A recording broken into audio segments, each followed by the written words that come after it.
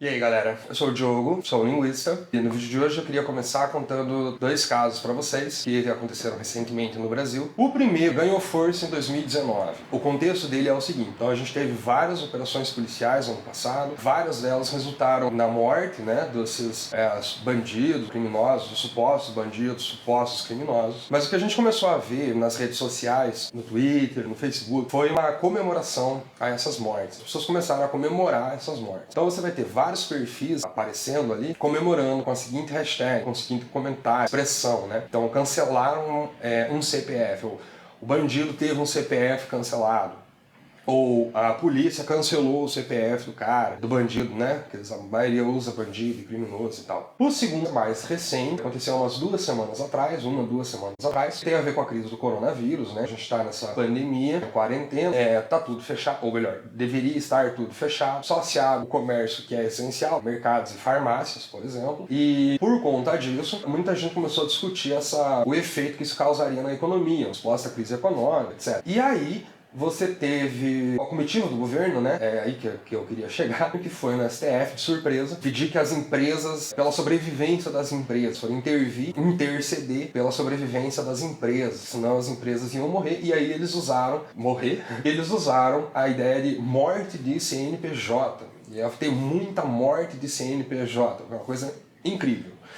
E aí vem a pergunta, né? Você tem duas expressões bastante interessantes do ponto de vista linguístico. Tem cancelaram os CPFs cancelados, e você tem morte do CNPJ, o CNPJ vai morrer. Então a gente vai partir aqui de um pressuposto de que esses dois episódios, né, mesmo que tenham acontecido em épocas diferentes, acabam mostrando um tipo de raciocínio, de retórica, que a gente entende como as escolhas que as pessoas fazem linguisticamente, vamos dizer assim, para compor o discurso delas. E esse tipo de discurso mostra um modo de enxergar o mundo, de enxergar a realidade. Então o CPF seria um cadastro de pessoa física. E um CNPJ seria um cadastro nacional de pessoa jurídica. Então, grosseiramente falando, por conta do nosso tempo, do nosso espaço, um CPF representaria uma pessoa e um CNPJ representaria uma empresa, principalmente nesse nosso cenário. Mas uma pessoa não é um CPF e uma empresa não é um CNPJ. Quando você chama uma pessoa de CPF e quando você chama uma empresa de CNPJ, você está fazendo, na verdade, uma figura de linguagem. E o nome dessa figura de linguagem é metonímia. Nos anos 80, dois linguistas, George Lakoff e Mark Johnson, escreveram um livro chamado Metáforas da Vida Cotidiana. E nesse livro eles vão dizer que a metáfora não é meramente um recurso retórico, ela faz parte, do aparato cognitivo das pessoas, e eles vão definir nesse livro o que seria uma metonímia. Segundo eles, a metonímia é quando você tem dois termos, esses dois termos são relacionáveis entre si, e você fala de um por meio do outro. Você usa um termo para falar de outro. É o caso, por exemplo, de autor e obra. Então você diz que está lendo Machado de Assis, quando na verdade você está lendo Dom Casmurro. É o caso, por exemplo, de marca e produto, quando você diz que quer um Nescau, mas você, na verdade, está se referindo a um achocolatado qualquer. É o caso, por exemplo, de parte e todo. Então, quando você diz o Quatro Olhos entrou na sala, e na verdade, Quatro Olhos é uma pessoa, está se referindo a uma pessoa. Então, quando você tem dois termos relacionáveis, como autor e obra, Machado de Assis, Dom Casmurro, como marca e produto, Nescau e achocolatado, como parte pelo todo, Quatro Olhos e pessoa, você usa um no lugar do outro, está fazendo uma metonímia.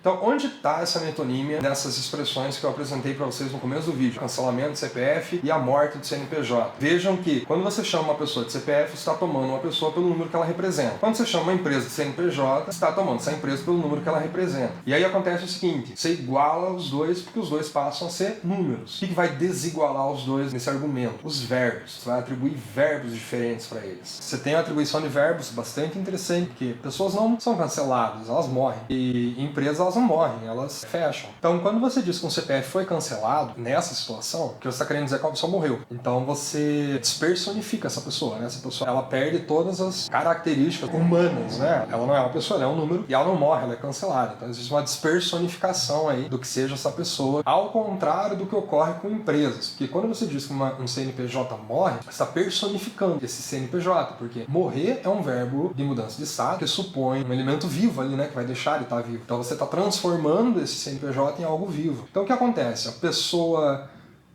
se despersonifica e uma empresa se personifica. Então, quando essas duas expressões e as suas variadas são colocadas em comparação, é que você inverte a lógica da coisa toda. Você pega uma pessoa, transforma ela numa entidade abstrata e despersonifica ela. E você pega uma empresa, transforma ela numa entidade abstrata e personifica ela. Então você tem um movimento que inverte a lógica do que sejam pessoas e empresas. E é muito interessante, quando você pega essas duas expressões e as similares, o modo como elas dizem, que são grupos diferentes, mas que têm uma mentalidade mais ou menos parecida, e o quanto elas dizem pra gente sobre o como essas pessoas enxergam as coisas, né? A visão de mundo que essas pessoas têm. E ainda mais numa época em que a gente está bastante polarizado, vamos dizer assim, em discussões acaloradas sobre aquilo que seria mais importante, né? Manter uma quarentena, se preocupar com a saúde, distanciamento, isolamento social ou lockdown, ou salvar a economia, as empresas têm que funcionar, o comércio tem que abrir, então a gente tem aí posições antagônicas, vamos dizer assim, e isso se manifesta na linguagem, no modo como essas pessoas argumentam ou nas expressões que essas pessoas, principalmente nas expressões que essas pessoas usam.